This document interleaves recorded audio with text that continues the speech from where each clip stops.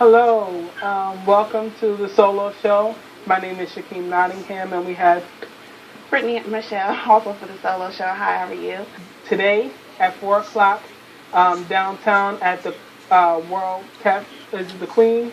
The I believe it's the one that is the Queen Cafe? Okay, just making sure. That'll be taking place today at 4 o'clock. Thank you, Aaron Hutt, for just acknowledging those who are within our community who are doing an extraordinary job with just setting an example and being the just being there for the community and giving back to our community. Today is our hashtag Black Lives Matter inspired episode where we will talk about everything that we have taken part in as well as things that have gone around in the city of Wilmington. First, we want to talk about. Well, yes, first we want to talk about, there's actually an organization that's really dear to me. It's called the Stop the Violence Prayer Chain Foundation, and the reason why they're dear to me is because unfortunately there's been a lot, well, I don't have to tell you, there's been a lot of violence around Wilmington, this crime and murders and everything, and what they do that I like is that they go around, they actually have a prayer circle in the area where the individual was killed, and they really just raise the spirits back up of the community. They show support to the family, and I recently found out that they do some other things for the community. They've fed the hungry before. There's after-school programs for the kids. There's mentorship programs. There's something called MAP, which is an apprenticeship program, so that people can, become entrepreneurs, have their own trade. They do a lot of wonderful things, and I actually caught up with them a little while ago and did an interview. So we just want to show that clip and let you guys just learn a little bit more about the organization. Show, and I'm here with Miss Minister Margaret Guy, who is the founder of the Stop the Violence Prayer Chain organization. Yes. So tell us a little bit more about the program that you started. Yes, the program is basically to help prevent the violence in the community and, combat the violence and to prevent recidivism. We reach out to all the youth and young adults in the community. We have a MAP program, which is a maintenance apprenticeship program. And we also have a program where the mothers and fathers that lost their loved ones to violence, we have a support group in the building as well. And we have a life skills program. We have a mentoring program. Sister Wanda Boston, she does the mentoring program for the youth and young adults for mental illness. What made you just decide to start this one day? I know I asked you this the other day, and I was just blown away by your story. Feel free to share it with us again. Well, my grandson was murdered on Pine Street in Wilmington, and that was before his 21st birthday. And my son was shot as well, but he survived. And he was shot just going to the store to buy a soda, and someone tried to rob him, and they shot him in Wilmington as well. But he, like I said, he survived, but he walks with a limp now because the bullet went in his low back and out his hip. Goodness. And so from that, you just decided to do this in order to reach out to other families? Well, basically, I was laying at home one day, and like I said, I had lost my fiance, and I was just confined to my house, and I would see the news, just watch TV and see the news, and then it just, God gave me a vision to come out in the community to do this. And that's why I started doing it, reaching out to pray, asking everybody to pray for the community. Often that through our struggles, something usually good comes out of that where we can help other people. So one last thing, tell us what we're doing out here today. Well, today we're out here, we're gathering everybody up that we can in the community, free will, asking them to come if they would like. And we're praying for the children. They started back to school, so we're trying to pray protection, putting a hedge of protection over the children and the parents. My name is Desiree Scott McCrae, and I became a part of the board because it's important. We have to know that the children are important, and whatever we must do, whenever we must do it, is integral. And so that's why I'm a part of the board. Hi, and we're back. I'm here with Miss Sonia Amos, the pastor's wife, Pastor Amos, who is a pastor of St. Paul's UME Church. She is out here with us about to do the prayer chain for the youth going back to school. She just wanted to say a few words about why it's really important that we do this. It's important that we pray for our youth going back to schools. For one reason, they had taken prayer out of the schools, but it's important that they get a covering, that someone talks about the Lord to them, that they know that even in the midst of where they are in school, that they have a right to pray a silent prayer within, even upon taking a test, asking the Lord, thank you for blessing me and showing me how to do this test, and even when they feel unprotected and even when the bullying and all that come along, that they have a right to pray. And we're back again. This is Brittany Michelle, one of the hosts of the Solo Show, and I have here Minister Perry. Now, he was just telling me about some of the things that he does within the organization. I am the Vice President of Stop the Violence Prayer Chain Foundation, Incorporated, and also I'm the Director of the Maintenance Apprenticeship Program, which is a 12-week program of job training, maintenance training for young men ages 16 to 21. To try to get them not just gainfully employed, but also to teach them to have an entrepreneurial spirit so they can become the owners of their own business, not just employees. Now, what brought you here today? Why do you think that this is important to do? It breaks the barrier between what we see on TV and see from a distance to bring it into a real everyday situation when you interview and talk with the people who's lost family members.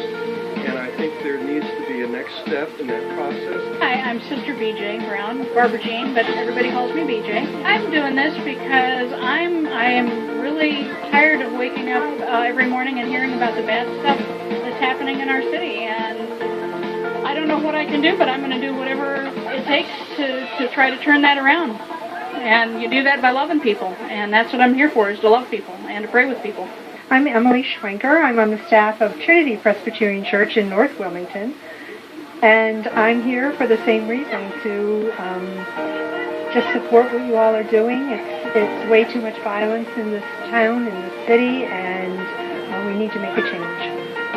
I am the Reverend Sister Margaret Kintigern. I am a priest who's now become, I don't know what the answer is with respect to violence. I don't know. Our country it seems to be just imploding. And so I don't know what the answer is, but I know that I can pray.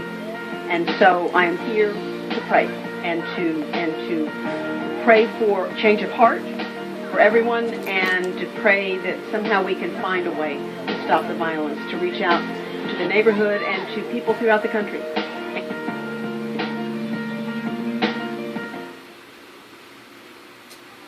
And we're back opening with a little clip about the Stop the Violence Prayer Chain Foundation. I am sorry for the slightly shaky camera.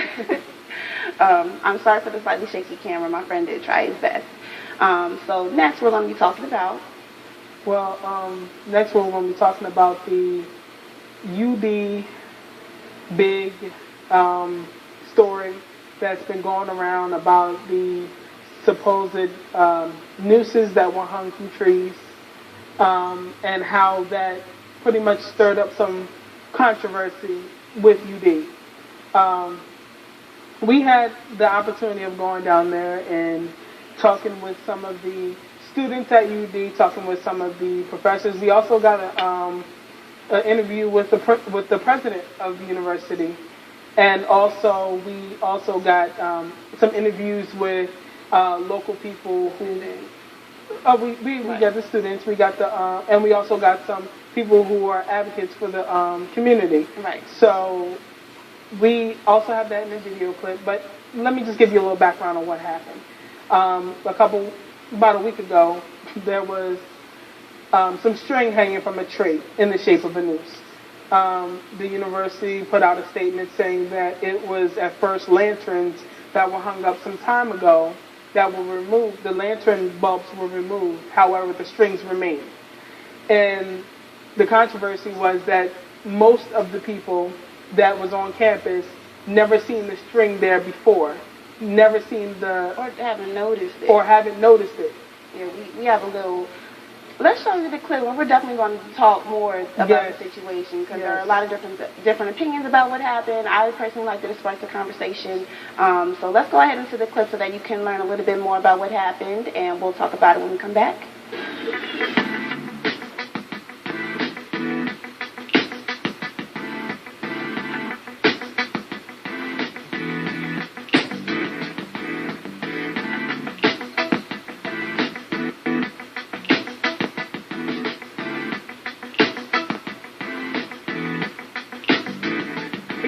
University of Delaware at the Black Lives Matter protest.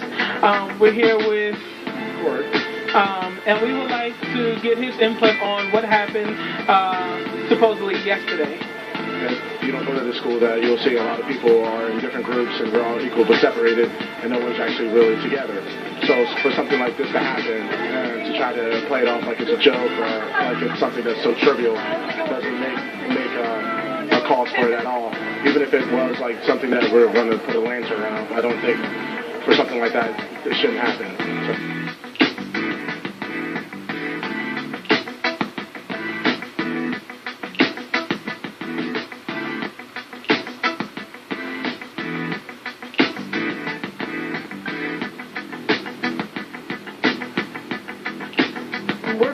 Out, because the students are the ones that know the issues, and work with faculty as well to try to get at some of this and that's what we'll do to start moving forward. And we're not going to do that in a month. We're doing that. We're going to start tomorrow with it. Okay.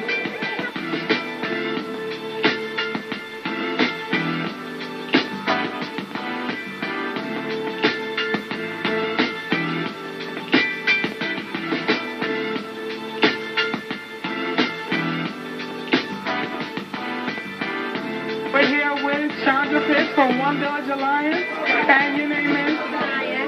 Okay, and so we just got finished this wonderful demonstration, this peaceful demonstration that was done here at University of Delaware. What are your thoughts on it? Powerful. These students are brilliant. So like I said, you got to interview them, but the student body here at University of Delaware and the students from around the state that came, and Lincoln and other students that came together in solidarity were brilliant. It's painful because I'm a University of Delaware mother. I have a son here.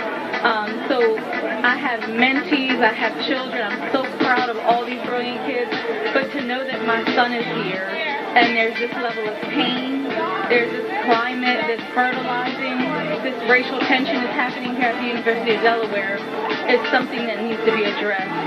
I can't say how happy I am that the acting president of the University of Delaware, and some of the faculty and the chief of police came out in support of these students to hear these powerful messages and the actions that these kids have laid out in moving forward.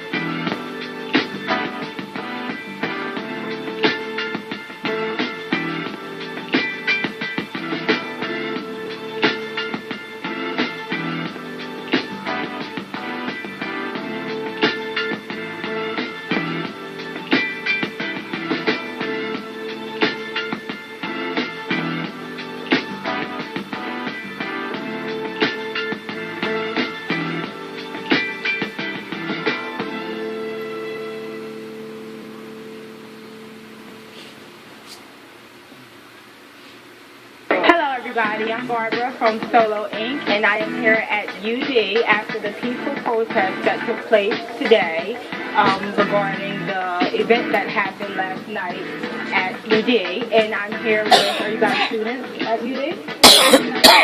Okay. And your name? My name is Leah. Your name? My name is Daniel. Jordan. And how do you guys feel about the event that took place last night here? As an alum from the University of Delaware, it's troubling that that sort of culture even exists on campus. The environment that is created here at UD is not one of diversity and inclusion, but oftentimes, from personal experiences, I can attest to the fact that the people here at UD are unaware of the issues that affect the Black community and how the campus itself carries itself in a way in which Black people feel unsafe. I really loved the event. I think it was great one that it was peaceful, and people always put the stigma that Black people are violent or extreme or something like that, and this just shows we can articulate things very well,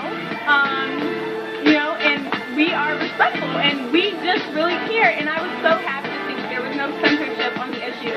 People said, no, I questioned this investigation, I questioned what happened, and, just so honest and so explicit about their experiences here, and it was just really great to see that. I'm glad to actually had a chance to go up there and speak on it. Now, regardless of what they're saying is happening or what was actually in the tray, I'm glad this just sparked up conversation. How do you feel about the importance that has occurred today, the sparking of the conversation? I just think that the whole opportunity for all of us to be here together, to see this many Black students all here as one, this is just an amazing thing to see on this campus. I think that in particular the biggest takeaway is now that a lot of Black students have been exposed to administration that's here to help them out, that's their ally, administration who spends a lot of their time every single day working on diversity initiatives. They know that now they have someone to talk to.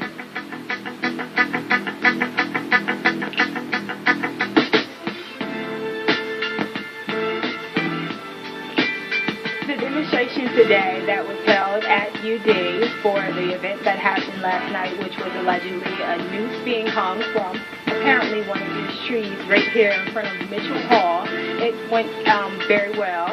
A lot of students came out and participated and spoke about how they felt about the issue and how they felt as students since they've come here to this school, a primarily white school, and they spoke about how they felt as minorities, and the administration spoke, and a lot of good came out of it. A lot of people were able to voice their opinions and able to express how they feel, and hopefully change comes after this.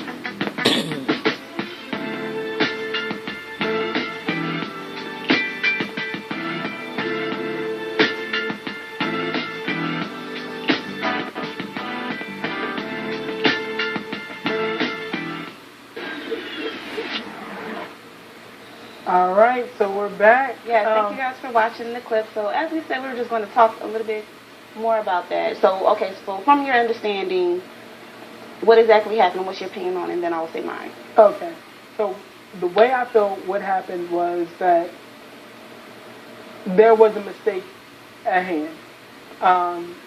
Either students, faculty, or someone happened to think it was a good prank to throw string on a tree that resembled a noose. However, when it came to light, it wasn't so much of a prank. That's what I feel like happened. But what they try to portray is that there were some lanterns hung. However, the lanterns that they shown in the picture needed more than just one piece of string. It needed 6 different pieces of string to connect with the lantern into the single piece of rope that was needed to tie onto the tree. Now, as we've seen in pictures, there's a picture of the tree with the rope and a picture of the lantern used with invisible string that the university tried to say that was the lanterns used on that tree. Mm-hmm. However, you see 2 different pieces of string. One, you see that it's 2 different trees. It's 2 totally different trees, and it's 2 different days 2 different times of the day. So the thing is, nobody knows exactly what happened. There must be no cameras around to see exactly what happened. Mm-hmm. I mean, we can only go off of our own observation and our own thoughts. So what I really think happened is that was a prank that went bad. And at the end of the day, that started a little bit of emotional chaos for some people, mainly for those of minorities, those who are minorities. Now, everyone has their own opinion onto how they should react to it, but honestly, the way I felt was that, 1, it was disrespectful. 2, if someone would have just came up, or if the university would have came up, rather than trying to hide it or to try to make it seem as if it was something different, rather than just say, look, we do apologize for what it may look like, we do apologize for how it may be perceived. What they tried to do immediately was to just brush it under the rug. Try to say it was this, don't even worry about it, try to make us seem super sensitive. When honestly, if you're someone who has either ancestors or family members that are still living who went through that, you're going to feel some type of way. You're right. You are going to... Okay, this was my initial intake because I found out actually after you posted, you brought it to my attention. initially when I saw the photos that were on Delaware Online, to me, they didn't, I mean, I guess how in a certain angle you can think of it as a noose, but what I saw were 3 different strings, and 2 of the strings had wire on it, which I guess kind of made to me, it was rectangular or circular thing. And to me, I don't know, when I looked at the picture, the first thing I would have thought when I looked at that was not a noose. And so when the University of Delaware came out with the statement saying that they had 8 students come forward confirming that those strings and wire were there from a previous event, you know, and I called, I was like, so is it still going to go on even though this came out? And you were like, yeah, absolutely, because, you know, so people feel like it's a cover-up or something. Now, I just have my doubts about that, and I like to look at things with an open mind. I know that with the whole Black Lives Matters movement, as important as it is, I feel like some people may jump the gun in certain things. Because you're right, everything is very super sensitive now because a change does need to happen, and a lot of people, including myself, are going to make sure that a change does happen. And with that being said, you know, I definitely feel as though we need to pick our battles a little bit more, and not every single thing that you see in the media is definitely a crime of racism. However, I was open-minded to what occurred, and I saw that it hurt a lot of people to see it. Even if it resembled it, even if it could have been that, even you know, if it wasn't. There was obviously a lot of racial tension on the UD campus, and I found that out, you know, after coming to the rally and hearing the testimony of everyone there. I was very interested to hear what they were going to say about that. And I'm just happy that it did spark the conversation, whether it was a noose or a prank or not. I'm just happy that it sparked a really good conversation, and it came from a very peaceful place. The young man, one of the young men came out there, you know, talked about white privilege. Actually, him and a teacher came out and talked about white privilege and how they're just not ever going to know certain realities that an African American has to go through on a daily basis. They were very open with that. Some students came forward with some racism that they experienced on campus as soon as they got to campus. And they definitely just try to ignite a solution with it. So I'm happy that it sparked that conversation, regardless of what it was. So the thing is, it's not necessarily the noose that was the problem. It's not the string hanging from the tree that was the problem. It's not the fact that whether it was lantern or not, that's not the problem. The problem came that this being UD, University of Delaware, a prominent white college in Delaware, to have something on the tree that honestly scared some students. If they can make the connection of a string hanging from a tree to a noose being that campus, now one of the things that was said was about diversity. Right. One of the main things that was said, well, UD is always claiming they are a diverse school. When you can be when you're the one needle in the haystack, that's not diverse. Just because you have a handful in a densely populated white college, that's not diversity. And the thing is, when a lot of students, when they seen that hanging there, the first thing they thought about was a racial problem or a racial past. And the fact that they even thought about that meant that something needed to occur. So I'm glad that, you know, we just expressed both of our opinions on it. One more thing, since we're talking about the Black Lives Matter situation, something that recently happened here in Wilmington. I know you heard about the young man who was in the wheelchair and he was shot dead. There's still speculation as far as whether he had a gun or not. I know when I first heard about it, it wasn't even on Facebook. A friend of mine had seen it and told me one thing, and then what's being reported is actually a different situation. What's your opinion about that, really quickly, because we're almost out of time? Really, the way I feel is that there were many different options that could have happened. We can't take those. We can't take away what happened. We can't. All we can do is try to resolve the situation and move forward. I'm not saying that it's a you know, I'm not trying to say we need to push this under the rug or anything like that. What I'm saying is that we as civilians can make so many different mistakes and finally get to our one correct solution. However, police officers, they can't make so many different mistakes and get to one correct solution. They have that one time where they can make one decision, and that one decision matters. So whether it be the right decision or the wrong decision, it's the decision the police officer made. I'm not saying it was right, and I'm not saying it was wrong, but I do know that there was other decisions that could have been made. Okay. That's it. Now, fortunately,